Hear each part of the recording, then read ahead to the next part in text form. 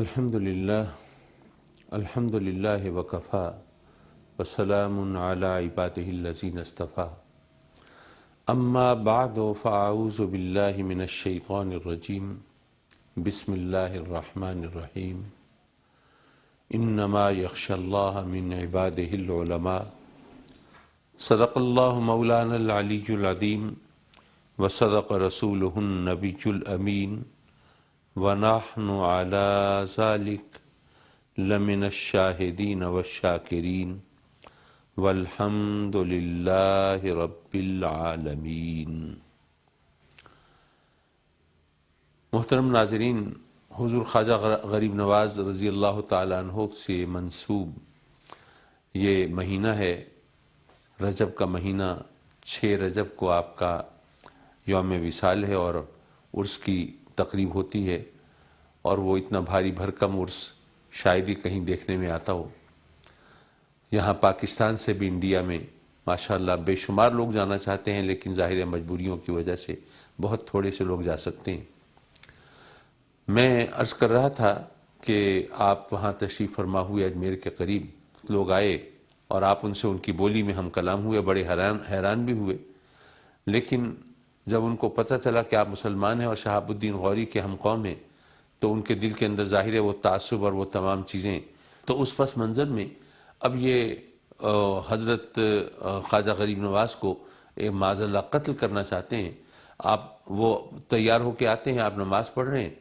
اب وہ نماز کے دوران مارنا چاہتے ہیں، لیکن ہاتھ شل ہو جاتے ہیں، تلواریں نکال نہیں سکتے، کچھ کر نہیں سکتے۔ آپ سلام پھیرتے ہیں اور مسکراتے ہیں اور فرماتے ہیں کہ ایک درویش کو قتل کرنے کے لیے تمہیں اتنے اہتمام کی اور اتنے لوگوں کے آنے کی ضرورت نہیں تھی۔ اب ان کا جب یہ دیکھتے ہیں کہ آپ تو ان کے دلوں کے حال پہ بھی مطلع ہو گئے ہیں اور ان کی سازشوں کو بھی سمجھ گئے ہیں، تو اور زیادہ گھبراتے ہیں، ڈرتے ہیں اور خوفزدہ ہوتے ہیں، وہاں سے بھاگتے ہیں اور جا کر وہ بتاتے ہیں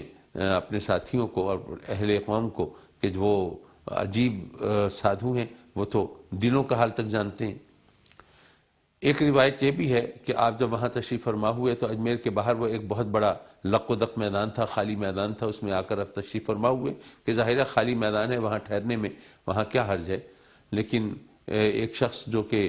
سرکاری ملازم تھا، اس نے آ کے کہا کہ جی آپ یہاں آ کے کیسے ٹھہر گئے، یہ تو راجہ پرتھوی راج کے اونٹوں کے ٹھہرنے کی جگہ ہے، آپ یہاں تو نہیں ٹھہر سکتے۔ آپ نے کہا کہ ہم درویش لوگ ہیں اور ایک آدھ جھونپڑی کی جگہ چاہیے اتنے بڑے میدان میں، ہم کسی کونے میں پڑے رہیں گے کیا فرق پڑتا ہے۔ کہا نہیں جی نہیں، کمال ہے، میری ملازمت کا مسئلہ ہے، میری روزی کا معاملہ ہے، اور راجہ اگر ناراض ہو گیا میرا کیا بنے گا، یہاں سے نکل جاؤ فوراً اور یہاں سے اٹھو۔ کہا کہ اچھا ٹھیک ہے، تم کہتے ہو ہم اٹھ جاتے ہیں، تو یہاں پہ جو بھی بیٹھے گا نا اب ہمارے جانے کے بعد وہ پھر اٹھ نہیں سکے گا۔ سننے والا اس کو اسی طرح لیتا ہے کہ یہ مجذوب لوگ ہیں، ایسے ہی تنگ آ کے باتیں بنا رہے ہیں اور کیا کرنا ہے انہوں نے، وہ کوئی لفٹ نہیں کراتا۔ اب ایسا ہوا کہ اس کے بعد پھر وہاں پہ جب اونٹ آتے ہیں اور وہ بیٹھتے ہیں اور اگلے دن صبح وہ ساربان ان کو اٹھانا چاہتے ہیں، وہ اٹھ نہیں رہے۔ اب ظاہر ان کو مارتے ہیں، ڈنڈے مارتے ہیں، چابک برساتے ہیں۔ روایات کے مطابق کتنے اونٹ لہو لہان ہو جاتے ہیں، اٹھتے نہیں۔ اب یہ پریشان کہ اونٹ کیوں نہیں اٹھ رہے۔ اب ان کو خیال آتا ہے کہ اوہو وہ جو سادھو تھے، وہ مسلمان سادھو، وہ انہوں نے کہا تھا کہ جو بیٹھے گا اٹھے گا نہیں، کچھ ان کی بات کا اثر ہے۔ اب وہ اپنی طرف سے تو کچھ کر نہیں سکتے، ظاہرہ راجہ کی اونٹا کیا کریں۔ جا کے راجہ کو بتاتے ہیں، پرتھوی راج کو، کہ جی وہ جو کچھ مسلمان سادھو آئے تھے وہ یہاں پہ بیٹھے تھے، ہم نے آپ کے اونٹوں کی بیٹھنے کی جگہ تھی، ہم نے تو اٹھا دیا ان کو۔ اب اٹھتے ہوئے یہ کہہ گئے تھے کہ جو یہاں پہ بیٹھے گا اٹھ نہیں سکے گا۔ اب پرتھوی راج یہ سنتا ہے تو وہ سوچتا ہے کیا کروں۔ وہ کہتا ہے کہ اچھا ایسا کرو کہ وہ صوفی لوگ ہوتے ہیں، وہ خود تو کسی کو غلط کہتے نہیں، تنگ نہیں کرتے، تم نے ان کو تنگ کیا ہوگا، انہوں نے پھر تنگ آ کے تمہیں بد دعا دی، تو جن کی بد دعا سے یہ ہوا ہے انہی کی دعا سے مسئلہ حل ہوگا، جاؤ ان سے کہو وہ دعا کرو گے مسئلہ ٹھیک ہو جائے گا۔ خیر یہ گئے ان کی خدمت میں، وہاں پہ دیکھا کہ ایک درخت کے سائے میں وہ بیٹھے ہیں، تو عرض کی کہ جی ہم سے بڑی غلطی ہوئی، ہم آپ کا مقام نہیں پہچان سکے، آپ کرم فرمائیں، وہ تو اونٹ لہو لہان ہو گئے ہیں، اٹھتے نہیں، کرم فرمائیں۔ آپ نے سنا، تبسم فرمایا، کہا کہ اچھا ٹھیک ہے، ہم رب کی بارگاہ میں عرض کرتے ہیں زمین ان کو چھوڑ دے گی، وہ اٹھ کھڑے ہوں گے۔ جیسے ہی آپ نے فرمایا، اب انہوں نے آ کے دیکھا تو دیکھا کہ اونٹ تو چل پھر رہے ہیں اور وہاں سے جا رہے ہیں۔ اب جب یہ منظر دیکھ لیا تو اب ان لوگوں کو ذرا دیکھیے، پہلے وہ لوگوں کے دلوں کے حال پر مطلع ہو گئے تھے کہ وہ قتل کرنے کے لیے آئے ہیں، اب یہ عالم ہوا، ان کا کہ یہ تو کوئی جادو وادو کا سلسلہ ہے، ان کا کہ یہ اتنا جادو ہے، یہ تو ہم کیا کریں گے، ہمیں تو اس سے بچنا چاہیے، کیا کریں؟ ان کا کہ ان کو اتنا تنگ کرو کہ یہاں سے چلے جائیں۔ کیسے تنگ کریں؟ ان کو ضروریات زندگی نہ دو۔ اچھا، اس دوران آپ کے حسن اخلاق سے، آپ کی مسکراہٹ سے، آپ کے طور طریقوں سے، خاص طور پر نچلی ذات کے ہندو جو کہ جن کو دوسرے درجے کا شہری سمجھا جاتا تھا، اور کچھ وہاں کے راجپوتوں میں بھی جن کے اندر حق قبول کرنے کی اللہ تعالیٰ نے صلاحیت رکھی تھی، وہ چند ایک لوگ، تعداد میں بہت تھوڑے تھے، وہ چند ایک ہی ہوں گے، لیکن وہ بھی مسلمان ہو گئے تھے، تو کہا کہ اگر ان کو تنگ کیا جائے نا تو یہ بیچارے تنگ آ کے، عاجز ہو کے، یہ گھبرا کے، پریشان ہو کے واپس آ جائیں گے اپنے عقیدے پہ، اور یہ جو آئے ہیں یہاں پہ پتہ نہیں کیا عزائم لے کے، یہ یہاں سے بھاگ جائیں گے۔ حضور خواجہ غریب نواز کے بارے میں سوچا۔ اب جب ان کے اوپر عرصہ حیات تنگ کرنے کی کوشش کی تو اس کا ایک طریقہ یہ بھی سوچا کہ بھئی پانی تو وہاں پہ ایک بہت بڑی جھیل تھی، وہ پرانا ان کا کوئی راجہ تھا انا دیو، اس کے نام پر تھی، انا ساگر اس کا نام ہے، تو کہ بھئی یہیں انا ساگر سے پانی لیتے ہیں، تو ان کو پانی لینے سے روک دیا جائے تو ٹھیک ہو جائے گا، یہ پھر کیسے رہیں گے پانی کے بغیر، بھوکے پیاسے کب تک پڑے رہیں گے، چلے جائیں گے۔ اب جب اگلے دن آپ حضور خواجہ غریب نواز کے خدام جاتے ہیں پانی لینے کے لیے، بھئی وضو کرنا ہے، ضرورتیں ہیں، کھانا بھی پکانا ہے، ہزار معاملات ہے، پانی کے بغیر زندگی کیسے ہو سکتی ہے؟ تو وہاں پہ وہ سپاہی کھڑے ہیں، وہ ہنسی مذاق کرتے ہیں، ہاں جی پانی لینے آ گئے ہیں، ہمارا یہ پانی بھرشٹ کرنے کے لیے آ گئے ہیں، ناپاک کرنے کے لیے آ گئے ہیں، جاؤ جاؤ دفع ہو جاؤ، یہاں سے پانی نہیں لے سکتے۔ اب ظاہر ہے کہ وہ خدام بیچارے وہ واپس آ جاتے ہیں آپ کی بارگاہ میں، کہتے ہیں جی پانی نہیں لینے دے رہے۔ اب ظاہر ہے وہاں پہ پہاڑی علاقہ ہے، اور پہاڑ بھی وہ کوئی سرسبز و شاداب نہیں ہے، تو آپ نے کچھ توقف فرمایا، تأمل فرمایا، سوچا، پھر ایک چھوٹا سا برتن اپنے وضو کا دیا، فرمایا کہ ان سے جا کے منت کرنا، آرام سے بات کرنا کہ بھئی چلیں ٹھیک ہے باقی پانی نہیں لیتے، بس یہ ایک پانی کا، یہ ایک لوٹا، یہ ایک کوزہ، یہ تو بھر لینے دو نا، تو جب منت سماجت کرو گے وہ تو تمہیں ترس کھا کے شاید بھرنے دیں۔ اچھا ٹھیک ہے۔ اب اسی طرح وہ خادم خاص وہ گیا وہاں پہ، اس نے اسی طرح منت جاری کی، تو وہ جو سپاہی تھے وہ اس بات پہ بڑے خوش کہ جی یہ دیکھو یہ ہماری منت کر رہے ہیں، ترلے کر رہے ہیں، کس طرح عاجزی کر رہے ہیں، اور اس میں انہوں نے بڑے فخر اور غرور کا مظاہرہ کرتے ہوئے کہا کہ اچھا چلو ٹھیک ہے یہ ایک برتن بھر لو، لیکن اس برتن سے کیا ہوگا، کتنے لوگ اس سے پانی پئیں گے، اور اپنا ٹھکانہ کوئی ڈھونڈ لو، یہاں پہ تمہارا کوئی ٹھکانہ نہیں ہے۔ اب جب وہ وہاں پہ وہ پانی اس میں بھرتے ہیں تو وہ خود بھی حیران ہوتے ہیں، اور وہ جو سپاہی ہیں وہ تو حیران ششدر رہ جاتے ہیں، ان کی آنکھیں پھٹ جاتی ہیں، سارا انا ساگر،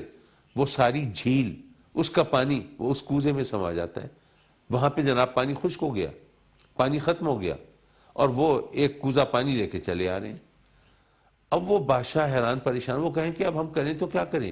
سوچتے ہیں کہ یہ تو اتنا بڑا مسئلہ ہے کہ ہم تو کچھ نہیں کر سکتے اپنے طور پہ، یہ تو راجہ تک بات پہنچانی چاہیے۔ وہ راجہ کے پاس گئے، ان کا کہ جی یہ معاملہ ہوا ہے، ایک کوزہ پانی کا لیا انہوں نے، وہ سارا انا ساگر جو ہے اسے کوزے میں سما گیا، وہ چلے گئے۔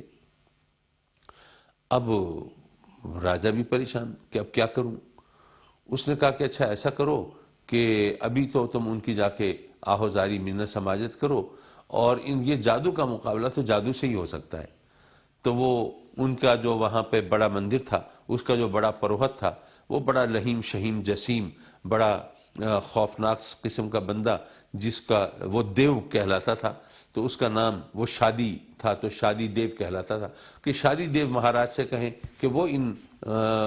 سادھوؤں کا کوئی توڑ کریں۔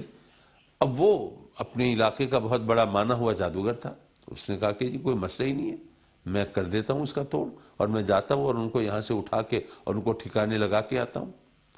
اب وہ وہاں سے چلا، اور ادھر انہوں نے حضور خواجہ غریب نواز کی منت سماجت کی کہ جی آپ نے سارا پانی خشک کر دیا اس کا، تو پانی جو ہے وہ تو بنیادی ضرورت ہے، یہاں لوگ پیاسے مریں گے، ان کا کیا بنے گا؟ آپ نے فرمایا کہ اچھا ہم جو کہتے تھے کہ پانی تو جانوروں کو بھی نہیں منع کرتے، تو ہم انسانوں کو منع کر رہے ہو، اب تمہیں یہ ساری نصیحتیں یاد آ رہی ہیں اور انسانیت یاد آ رہی ہے، چلو ٹھیک ہے۔ آپ نے اپنے خادم سے کہا کہ جاؤ جا کے کوزہ واپس ڈال دو، جیسے اس نے جا کے واپس کوزہ ڈالا، انا ساگر پھر بھر گیا۔ اب اتنے میں وہ شادی دیو جو ہے وہ چلا آ رہا ہے، وہ اپنی منتروں جنتروں سے وہ آگ برساتا ہوا اور خوفناک آوازیں لگاتا ہوا، جو بھی ایک طریقہ ہے، اس کے ساتھ اس کے چیلے چانٹے ہیں وہ بھی یہی کچھ کر رہے ہیں۔ اب شادی دیو آگے ہے، وہ جوش میں جذبات میں نا کہ میں دکھاؤں کہ میں تو اکیلا ہی ان سب کے لیے کافی ہوں، اس کے چیلے چانٹے پیچھے ہیں۔ اب وہ آگے ایک حد پہ آتا ہے تو وہ اس کا کوئی منتر کام نہیں کرتا، اس کے کوئی وار کارگر نہیں ہوتا، بڑا حیران پریشان۔ اب ادھر سے وہ سمجھ رہے ہیں، اس کے جو ساتھی ہیں چیلے ہیں، وہ سمجھتے ہیں کہ شاید ہمارا گرو کوئی خاص عمل کر رہا ہے اور جس کی وجہ سے وہ اس نے اپنے باقی یہ جو آگ برسانے والے عملیات ہیں یہ چھوڑ دیے ہیں، اب وہ کوئی خاص چمتکار دکھانے والا ہے۔ اب وہ اس انتظار میں ہے، اب وہ اس کا تو کوئی عمل کارگر ہی نہیں ہو رہا۔ اب تنگ آ کے جب وہ پیچھے سے کہتے ہیں کہ گرو مہاراج کچھ دکھائیں نا، یہ کیا کر رہے ہیں آپ، اس کو غصہ آتا ہے، غصے میں آ کے پلٹ کے خود اپنے ہی ساتھیوں پہ وہ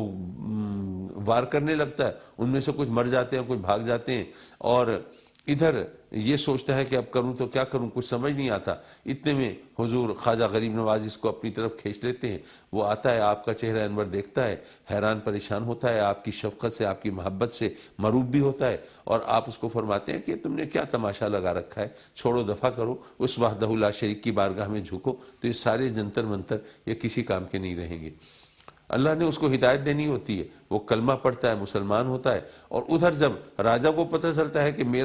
میرے بڑے مندر کا وہ جو پروہت ہے، بڑا پجاری ہے، مہا پجاری، وہ تو اس طرح خود مسلمان ہو گیا ہے، اب وہ بیچارہ بڑا پریشان ہوتا ہے کہ اب کروں تو کیا کروں، اب ان کے خلاف اگر میں لشکر کشی کروں تو ان کے ساتھ جو راجپوت مسلمان ہوئے ہیں اگر ان کو ماروں گا تو وہ ان کی قوم کے لوگ، ان کے خاندان کے لوگ، ان کی برادری کے لوگ ہو سکتا ہے کہ وہ مزاحمت کریں، اور یہاں پر جو یکجہتی ہے وہ متاثر ہو، اب کریں تو کیا کریں۔ اتنے میں کوئی کہتا ہے کہ جی وہ آپ مہاراج جے پال کو بھول گئے۔ اب اس کا خیال آتا ہے، اوہو وہ تو انڈیا کا سب سے بڑا جادوگر، اس کے مقابلے میں تو کوئی ٹھہر ہی نہیں سکتا، بھئی ان کو بلاؤ۔ اب جناب وہ گھوڑے دوڑاتا ہے اور لوگ بھیجتا ہے، اور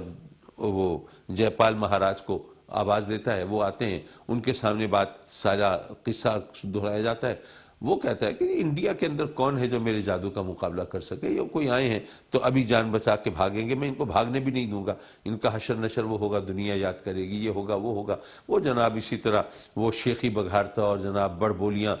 کرتا ہوا وہ آگے آتا ہے اور کہتا ہے کہ یہ باقی چیلوں چاٹوں کی ضرورت نہیں، میں تو اکیلا ہی عبداللہ ان کے لیے کافی ہوں اور میں دیکھ لوں گا ان کو۔ لیکن اس کا بھی وہی حشر ہوتا ہے، نہ اس کا کوئی وار کارگر ہوتا ہے، نہ اس کی کوئی بات بنتی ہے، نہ کچھ ہوتا ہے۔ اور اسی طرح جب وہ حضور خواجہ غریب نواز کی بارگاہ میں حاضر ہوتا ہے، وہ تو سراپا شفقت ہے نا، ان کے ہونٹوں پر تو وہی تبسم پھیل رہا ہے، وہی مسکراہٹ ہے، وہی انداز ہے۔ اب وہ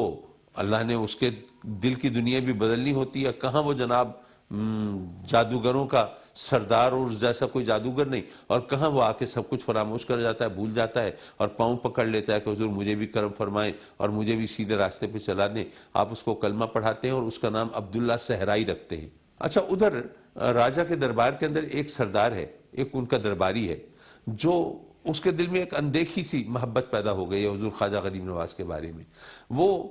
باقی لوگوں کی، راجہ کی وہ تمام باتیں سنتا ہے جو وہ گالیاں دیتے ہیں، برا بھلا کہتے ہیں، خواجہ غریب نواز کی شان میں گستاخیاں کرتے ہیں، تو وہ اس کا دل اس کو قبول نہیں کرتا، بس اللہ کی طرف سے کوئی ماجرا ہے۔